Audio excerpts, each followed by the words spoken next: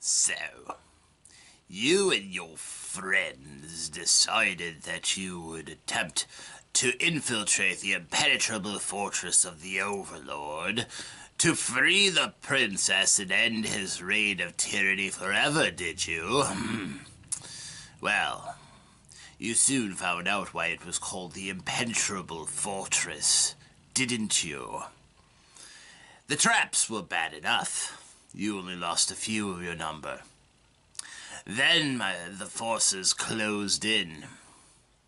You had to separate to try to scatter them, confuse the defenses. And congratulations, hero, you had found the princess and freed her. Through a seemingly never-ending series of daring-do escapes, leaping across bottomless cliffs. Why do we put bottomless cliffs into our fortresses anyway? Oh. You managed to battle your way through the defenses, through the traps, through endless maze-like corridors until you found yourself in front of the throne room of the great emperor. Not as you had foreseen it with the band of your friends, but you and the trembling princess at your side. The forces of evil are closing in beyond. Behind you, the army regathers, prepared to wipe out this blot upon their honor for allowing you to get this far. Yes, indeed. It is your only chance. You press forward into the throne room. Princess behind you, your laser pistol out. You prepare your final battle with destiny. But what should greet your eyes? The evil overlord, defenseless perhaps, awaiting your blasts? Or perhaps, once you opened the doors and walked in, instead what you've done is stumble upon the Lair of OmnusI.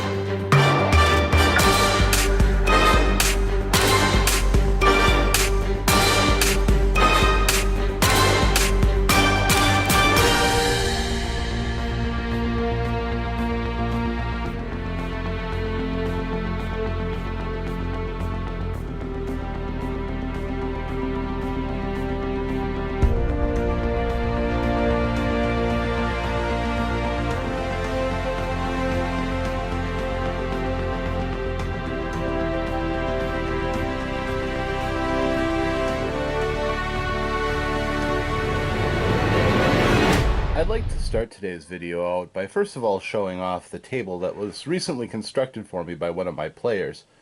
His name is Greg. Good guy. Always can be relied on to show up for the game. Well, he saw a video on the internet on a person making their own ultimate gaming table, and he had the tools and the skills to make that a reality. So he offered very kindly, and I gratefully accepted. So now I've got this nice, beautiful wooden table that he put together.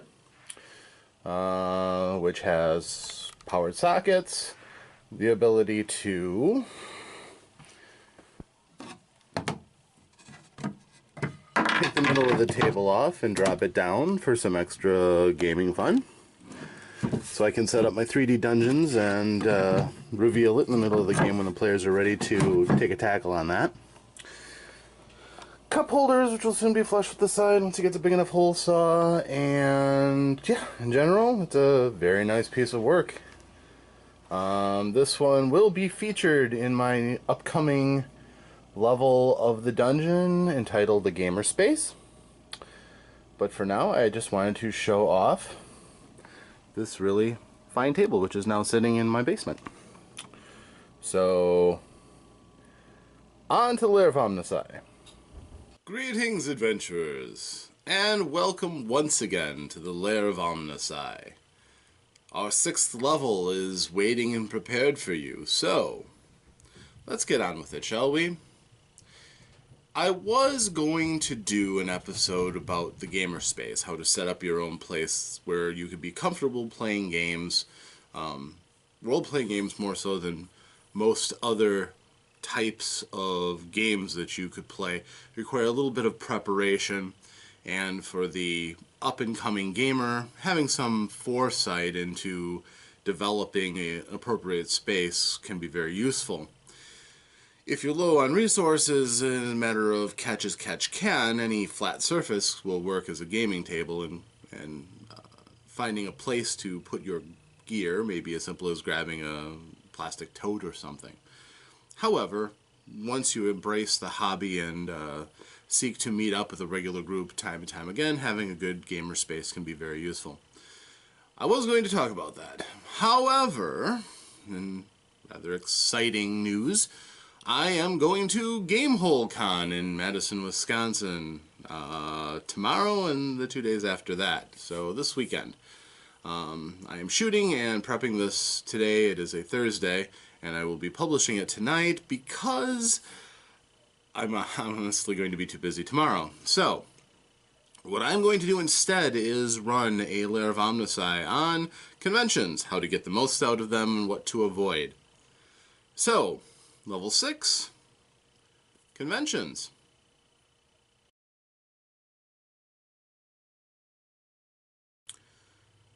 Conventions can be wonderful things. They open up your opportunities and experiences in gaming outside of the sphere that you're commonly exposed to.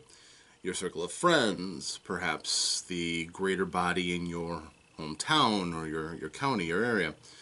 In a gaming convention of any size, you will often find, for instance, independent developers coming in to grab some exposure, show off their wares, possibly sell some product. If the convention is large enough, you may be able to connect with gamers from all around the world. The largest game companies may show up to show off their latest products, generate some sales, and create some buzz.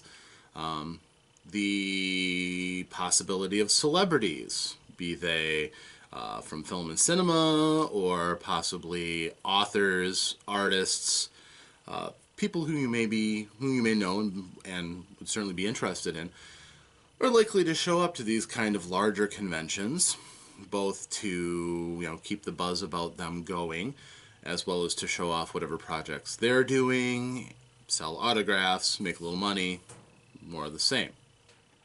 So, conventions can certainly be an exciting thing. The one that I'm going to, GameHoleCon, is a good-sized convention. It's in a wonderful venue. They've attracted a lot of people from the industry. It's not going to be one where, for example, William Shatner shows up and signs some autographs or so, but who knows? There might be some surprise celebrities. The ones that are there, certainly enough to get me excited. Several of the designers for 5th edition Dungeons & Dragons are going to be there, as well as several old-school game designers. Artists that I have been following, like Terry Pavlett, are going to be there, so I'm really looking forward to it. Now, this being said, it is a different world. If you've been gaming for any amount of time, or if you've never gamed at all, a convention is pretty much going to be completely unlike what your home experience may be. As such, sometimes people kind of lose it a little bit and forget how to act, or tend to do things that may lessen the experience for other people, and I'm going to try to preach out to try to curb that as much as possible. Now, I've been going to conventions ever since my college days, when, in those halcyon days, Gen Con was right around the corner in Milwaukee. Now, I'm here in the middle of Wisconsin, so Milwaukee is just a relatively short drive. I was able to go for all 4 days, every time they were there, on up into 2000, 2001, when they moved to Indianapolis, you lucky sons of guns. So, Milwaukee's loss is Indianapolis's gain, and convention, the scope of Gen Con is a crazy affair. However, my suggestions would apply for that as well as even to the smaller cons. So, these are my guidelines, these are my suggestions. Number 1, remember that what you do and how you enjoy yourself impacts the people around you. I'm not saying that you need to be necessarily self-conscious, but you should have a certain amount of self-awareness about you. And how eager people are going to be to engage with you is going to depend a large part of how you present yourself. Cardinal rule number one about that would be shower. Now, as the days go on, and sometimes people go through, sleep in their cars or what have you, that becomes tantamount. You should find some way to take care of your basic hygiene needs at the very least.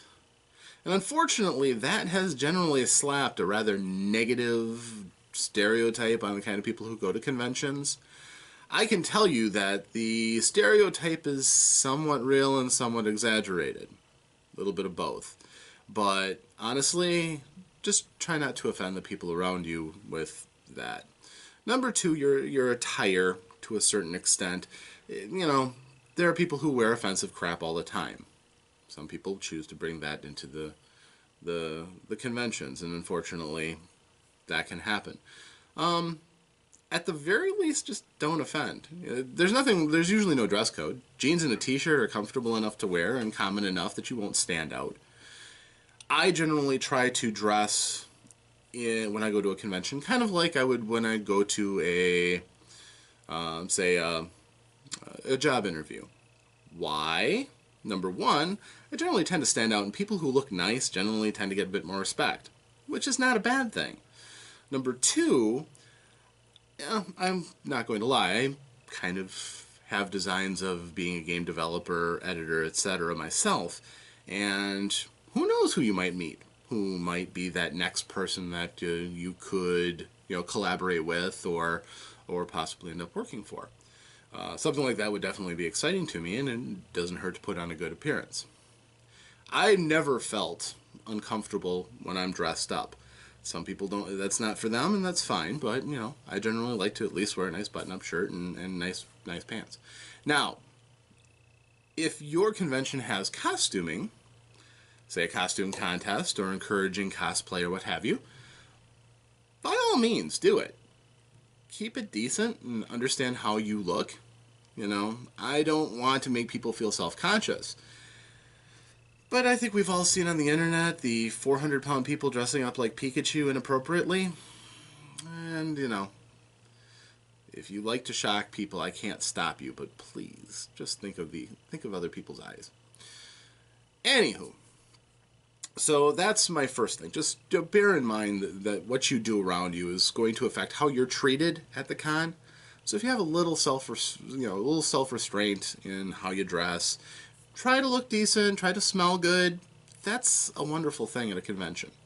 And that doesn't go exclusively for role-playing conventions either. I know, there's all the different conventions for, trading cards, board games, any kind of fan site is going to have some sort of following, and just be pleasant to be around. That's never a bad thing anytime, but especially in a convention when you're surrounded by strangers and things. Another thing, bear in mind that the people around you are here to enjoy themselves, and they may not necessarily be under the best of their circumstances. Conventions are a little bit stressful. And for some people, they're very stressful. If you're presenting at a convention, or if you are, think about it from the point of view of the celebrities who show up. They're being bombarded from all sides. They may have people to take care of their basic needs, but for a lot of times, they have to sit in one spot, answer questions, press flesh with people they've never met before. Oftentimes, these people around you may not be at their best, and try to be understanding about that. If somebody just needs a bit of space, even if you love what they've done, or, perhaps you've run a game with somebody and the entire thing went south, don't be a jerk. That circumstance either may be out of their control, or if they didn't have their best effort, you may not have ever played with that person before. Just try to be understanding from other people. Have some empathy, and that'll generally get you by quite well. Goodness knows that there are enough people out there who don't think of such things, who ruin people's experiences or days all the time. Don't be that person. Try to make the con as good of a place for everybody, and then you'll generally find that that will come back to you at some point. So, number 3, be realistic. I would love to go to Gen Con every year. I don't have the budget to go to Gen Con every year. Matter of fact, since it moved to Indianapolis, I haven't been to it once. It's not a boycott. I just don't have the money. So I have consoled myself. This is a first world problem. But I've consoled myself by going to local conventions instead. I'm blessed to be in the heartland of role-playing games, where it was, basically kindled and nurtured from its infancy. As a result, there are a lot of conventions around me. My online experiences with some of the groups I've been in, like RPG Brigade, lets me know that there are lots of conventions all around the United States and, in fact, overseas. They have some wonderful conventions, some of which I would love to see one of these days. But, be realistic. Conventions cost money. They usually cost money to attend. Many of them cost a fee for being in certain premier games or experiences, sitting in on lectures and Q&A sessions. That all has a upfront cost, and that's the easiest thing to measure. You go onto the website, you pre-order, you know what you've just spent. The bigger the convention, usually the bigger budget for that. But also, if that convention is not in your backyard, you have to think about travel costs, room and board, food. It's usually a good idea to be somewhat generous in your budgeting for those things, because hidden expenses can often pop up. It's just how it works. Finally, my advice for anybody going to a convention, bring something back. I'm not saying that you grab the first thing that you see, and that's a common pitfall that a lot of gamers fall into. You see something, you love it, you blow your budget on that thing. There are going to be things that will not be available at the end of the convention that are that cool. However, jumping at the first thing that you see oftentimes leaves you carrying around something that you may find something that attracts your attention further on down the road that's just as engaging, possibly may cost you less, but now you've spent your money. And going deeply into a debt for a convention is not a good idea. However much they want you to do it. But, have reasonable expectations. Set a budget. Know how much you're going in with and how much that you're good for. And if you fail to do that, well, I'm sorry, it happens all the time, and it's happened to me once or twice as well, but it's good to keep your head about you and things like that. The next thing I would say is that bear in mind that almost everybody at a convention has some sort of agenda, and I kind of clued you in on that earlier on. The average person going there wants to have a good time. If it's a role-playing game convention, a lot of the people there want to belly up to a table and sling some dice with someone that they maybe have never met before. That can be very interesting and very exciting. You can also play with game masters who are outside of your experience, which can lead to totally new experiences that you would never get from playing with the same people again and again. Everybody has their own style. You may have somebody who may be flexible enough to shake things up from time to time. But my mind has frequently been blown by just looking at the different perspective that people have that they bring into their games who aren't in my immediate circle. I certainly kind of generally tend to know the experiences that I'm going to have playing with people I know. When you step foot outside of your little pool and come into the wider world, you're going to find people have vastly different experiences, and that can be very exciting and fun. You're also going to have the people who are there for business reasons. Again, vendors, celebrities, game designers. These are people who are there to make a certain amount of money. And not only that, most of them don't come exclusively for what they're selling there. They're also selling promises and the future of their craft into why they're going. For example, if you see the Q&A panels at Comic-Con, they take the stars and the directors and so on of the movies and have them greet and answer questions from people, it's not because they're making all the money there. They're promoting their movie that'll make all that money up in the front when that movie comes out. Game developers do a lot. Game developers do a lot of the same thing. They'll want you to come over to their table, try out their new game, and even if you don't walk out with that game, they've planted the seed. And once you get a hankering to play something like what they want to create, that game will be fresh in your mind. If you do walk out with their first print copy of their game, so much the better. And they've made some more money, and that's good. This is not a bad business deal, and that's why for some companies it is absolutely invaluable to go to these conventions and meet people for real and get the word out. That is certainly a very healthy thing that a lot of game developers do. The big ones all do it. The indie developers who can go to as many of these conventions as they can to spread the word about what they're doing. And you have to bear in mind, they're not always there to be your friend. Many of them are there to be salespeople. And therefore, you should be mindful of that.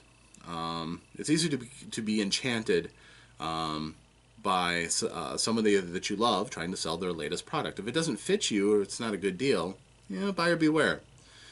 In addition, there's going to be people who are vendors. They bring a product there to sell.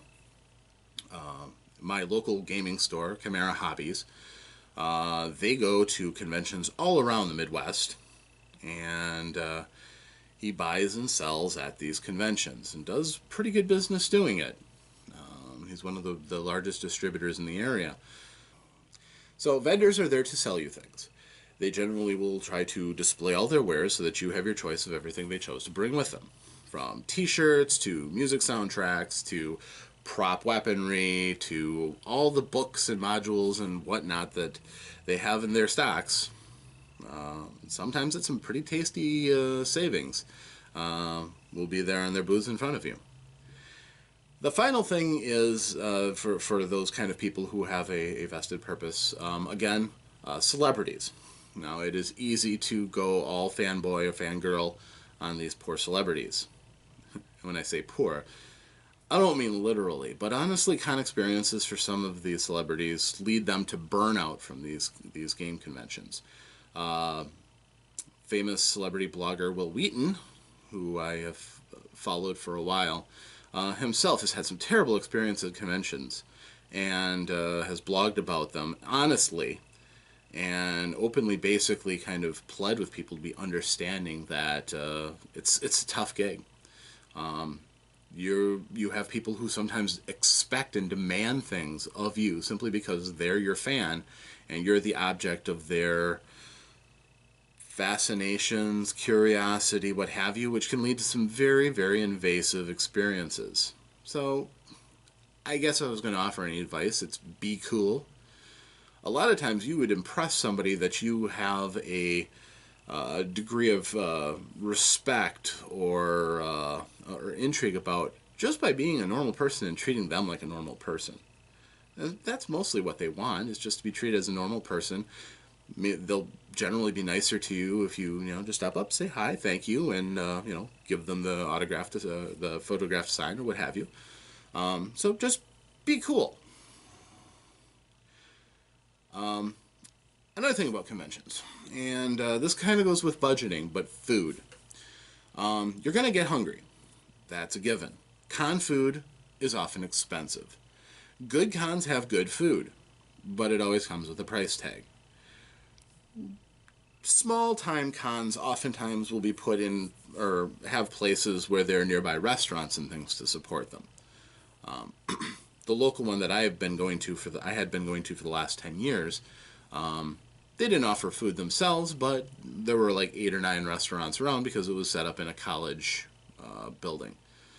So if you don't have the funds to do everything you want, you can sometimes save a bit of money, bringing along a cooler, making a couple sandwiches, some soda, chips, throw it in, put it in your trunk, come out of the convention, snack on that, go back to the convention. It saves you money. It may take a little bit more time than stepping up to a booth in the convention and buying food, but honestly, what do you want to have your money go towards? You having a great experience there with different things, or coming away with something, or a little bit of convenience where you ate greasy con food? Honestly, it's something that people should consider when they think about cons, is how you're going to eat and where you're going to eat and how you're going to eat. You can either budget for it with money, or you can think ahead. It's advice that served me well over the years. And if you haven't seen me lately, I'm not likely to starve anytime soon. Another thing about conventions is that you can head off a great deal of frustration if you do your homework before you go. Know what's available. If you show up just going to the con and didn't do any of your homework, you may be amazed at all the things that are available. You may also be amazed by all the things that are no longer available because you didn't do your homework and pre-register for things. That's important. Also important is knowing the rules of the convention. I mentioned before costuming. If you know that there's a costume contest, then by George, show up with a wonderful costume. If you didn't know and you assume, you may be the only person in costume, and everybody will look at you and go, either cool costume or ha ha. Just know these things. Almost every one of these cons has a website, and it's easy enough to pop right on and take a look at what's available. It also allows you to plan out your convention better, making the most use of your time. You almost certainly will not have enough time to do everything you want. Likewise, many of your things may run concurrently so that you can't be at all of the events that you'd like to. Prioritizing and planning ahead is essential to get the most out of your convention experience. Finally, the thing I would probably say that is the most important, but oftentimes gets lost in the shuffle: enjoy yourself. This is an experience. For some people, it's like a vacation. That's how I generally tend to treat it. I go through as much preparation as I can, but I also make sure that I leave myself enough time so that I can walk around and just be a fan of it all. Take it in. Talk to people. Sit down and play that game with that developer who's got that new game. It may not be something that immediately attracts you, but you might find a hidden gem in the rough. You will, if you're constantly rushing from point A to point B, you'll miss all of the C's and D's and E's and F's that are everywhere, and are certainly possibly worthy of your, consideration and attention. Again, if you go and you already have pre-planned to make that one purchase, you're going to get this book at this time. Certainly, that can be a very good idea. When I bought the first 3rd edition Player's Handbook, it was at that convention, inside the great castle the Wizards of the Coast put up. I certainly remember buying that book, and got one of the first editions and brought it home to my players right away. On the other hand, other things that I've picked up at these conventions were more things that I had to be talked into and eventually saw the merit of. That's not always a bad way of doing things either. Sometimes let the salespeople sell you things. If they scratch their itch, as long as you're discerning, sometimes you can open yourself to get some surprising new avenues open to you. But if you're in a new town, sample the local wares. Talk to somebody who's a native of that area and ask them where are the really good places to go and eat. Not just the con floor. Maybe there's a nearby restaurant that is a classic for people coming that you just weren't aware of. Enjoy that experience, and your con experience will be a lot more fun as a result. Those are my most general guidelines. The second thing goes mostly to gamers. And here's the thing. Convention games are a different mindset from what you might experience when you're belling up to your home table. They're, of necessity, pretty much going to be one-shots, or maybe a series of games that you'll have to go to session after session after session. A couple, like a group that runs a Star Wars D6 game called Sparks, that goes to conventions in this local area, have a whole series of different games, and depending on who shows up to the table with what characters, they will try to run something that those characters have never done before, but they have a certain number of scenarios ready to go in that same universe that multiple game masters may be able to tackle. However, the vast majority are generally going to be one-shot games. And again, unless you brought all of your friends into this game, it's probably going to be a one-shot game with a lot of strangers. Bear in mind, when you come into a group with a number of strangers, their style will probably not be exactly the same as yours. There will be occasional clashes between ways people play. A person who is used to hack and slash dungeons coming into a group where there is an inveterate role player who's not so interested in combat, well, they may seem that they were destined to be at odds. If you remember that everybody's style is going to be different and you attempt to be inclusive of other people, you're going to find you're going to make those scenes, you're going to make those games much better for everybody involved.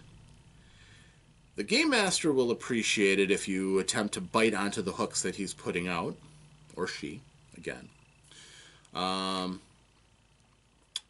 players will probably enjoy it more if you give them space to do what they want to do. Don't be a scene stealer.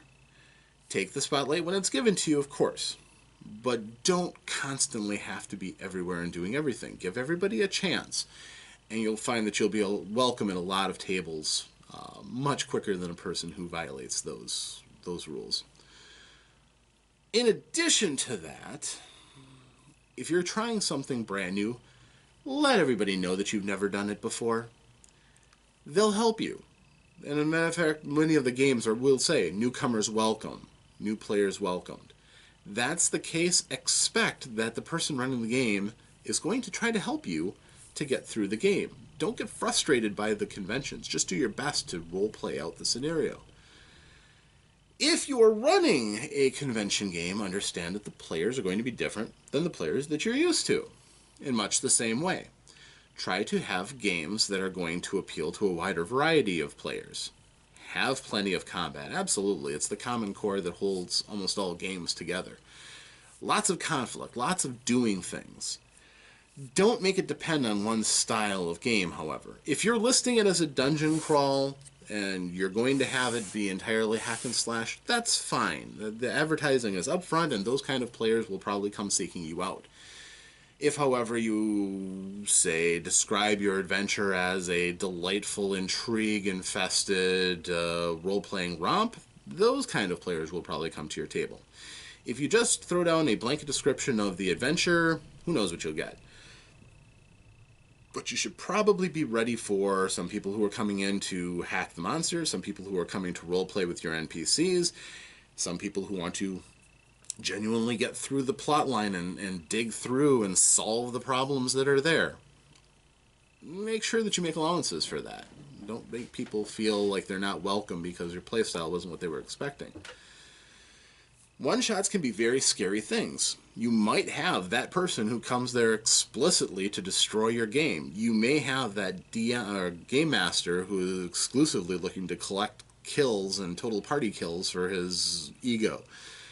It can happen, but it's a game after all.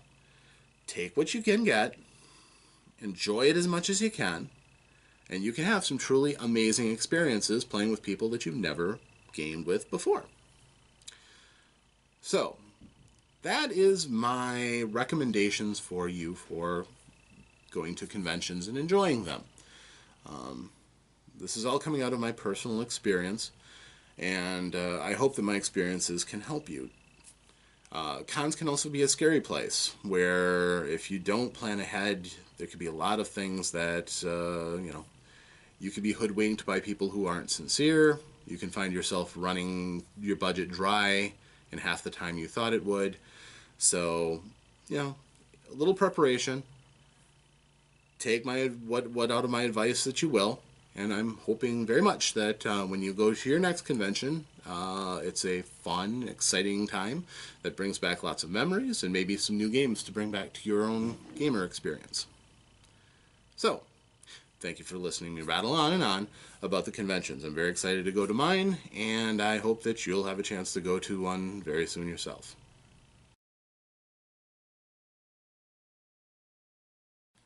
It's treasure time here on level 6. Almost at the end, and of course there's something in it for you. I revealed not that long ago that in a previous treasure hoard that I've used Legos in the past to add new props and miniatures and scenery for some of my games. I know that there are some people who use Legos exclusively, and I showed you my Heroica set that basically is a low detail, fun little role-playing game that Legos put out, which enables you, if you have any stock of Legos, to continue to create and build upon their rules so that you could set up an infinite number of different types of adventures and such. A little creativity goes a long way in those. Well, as it turns out, Legos are not the only thing that I have salvaged for use in my games. Board games of all sorts have certainly been things that I have used as resources. One of the easiest such to use, as far as a direct analog to a role-playing game, would be something like the venerable HeroQuest. These games come with full plastic miniatures, and although the boards for these may be somewhat limited in scope, they may be tailored basically to their particular game. Something like the HeroQuest board is quite flexible. It's got a stock number of rooms and such, but you can control where the doors are and hide certain parts of it so the party can't see what's coming up. And even if they can, unless you describe a room and its contents, it's just a room with no necessarily any tactical advantage given to the players. HeroQuest was really nice, made it fairly easy to run because it had a nice DM screen with all the pertinent information in it that you needed to run. The instructions for the rules were fairly simple and to the point, and you had your own separate quest book for the person running the game so that you could see where everybody was, where the traps were, etc., etc. And basically the concept of HeroQuest was to take one of 4 different characters who were fairly basic fantasy stock, and each quest had a particular subject, either wipe out all the monsters or find a treasure or something like that. The figures themselves are detailed plastic with a little bit of cleanup. I mean, they come off of the standard plastic wiring and spooling. Little detail work needed to clean up some of the mold lines and such, but in addition, you can also paint them. I haven't done that for my HeroQuest game because these get handled a bit. The paint ends up getting all messed up and such. But I've seen it done, and it can be very, very good. The most useful thing that I have for my HeroQuest, though, are the monsters. There's a variety of them, from skeletal death knights and proper skeletons and orcs and goblins and chaos warriors that look pretty darn cool. The nice thing about the range of miniatures that you get in a game like this is that, number one, the detailing can be pretty impressive, and the scale oftentimes, because they're playing pieces, will often sit very nicely along with any other miniatures that you might have for gaming. What makes HeroQuest so attractive is the general concept fits well into dungeon delving. You have hordes, 8 or 9 orcs or goblins, that you can throw out at once, which can certainly lend itself to, shoring up a horde. And if I do need to have a battle with, say, 25 orcs, I might just raid my HeroQuest box to pad out my numbers. Having the figures that match what your character is going to see can definitely make it easier for them to tactically imagine the scope and scale of what you're setting up. And if you're looking at a horde of 25 figures ranged against your characters, anybody's imagination will go, well, that's a lot, and I'm going to have to address that. So, HeroQuest had a nice combat resolution system using their own 6-sided dice with their own prints skulls, shields, for successful combat. And it was all sculpted to give the players a challenge. You roll the dice both for the heroes, you roll the dice for the monsters, to see how combats are arranged. Another thing that they have that's useful for pillaging, props for things like doors, open and shut. But another thing I really liked about HeroQuest, for all of that, is the fact that they had some very nice fold-out and plastic furniture. Adding furnishings to your dungeon, if you're going to lay out 3D dungeons, or even if you're just drawing on a battle mat, can be awfully handy to have a nice table or bench. Having a bookcase for your libraries, or a fireplace, or a weapon rack. You can, of course, draw any of these out on your battle mat, but being able to place a 3D model can be very useful. And I've been using this particular HeroQuest set with those pieces for quite some time now. I'm lucky that the set's in as good a shape as it is, quite honestly, for as much as I've used those over the years. It is hard to find a set of HeroQuest in good condition. I'm using this representatively of a lot of board games, however, that do have those kind of pieces. Dungeons & Dragons is now setting out several of their own board game episodes that have very well crafted monster miniatures and heroes. These are things that not only can you enjoy them as a great game, they can also add on to your role-playing experience, using them as another source for your games to inspire the imaginations of your players. So, that's my treasure for this one. You have successfully cleared level 6. Well done. You are becoming quite the adventurers. For your reward for this level, you can have 7 karma points. And in addition, you managed to find a small cask. It is very well crafted in the dwarven standard. Shot on all sides with iron. Barrel staves are all free of cracks and splits. It is well waxed and sealed. There are dwarven runes upon the side, ancient dwarven, hard to read, but whatever's inside is sloshing around. Next time you see me, make sure you ask what's in there. You might have a pleasant surprise on your hands. Or not. Only time will tell. If you happen to be at GameHoleCon on Saturday, I will be going there as OmnusI. Hat, black turtleneck, big bushy beard, all of me. So if you see me, say hi and show me your character sheet. We'll compare notes and I'll be able to fill in some details on what you've found. Perhaps we'll even run a small game.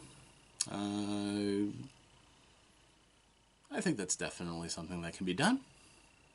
So, I am OmnusI once again, master of the Lair of OmnusI, and I bid you safe adventures.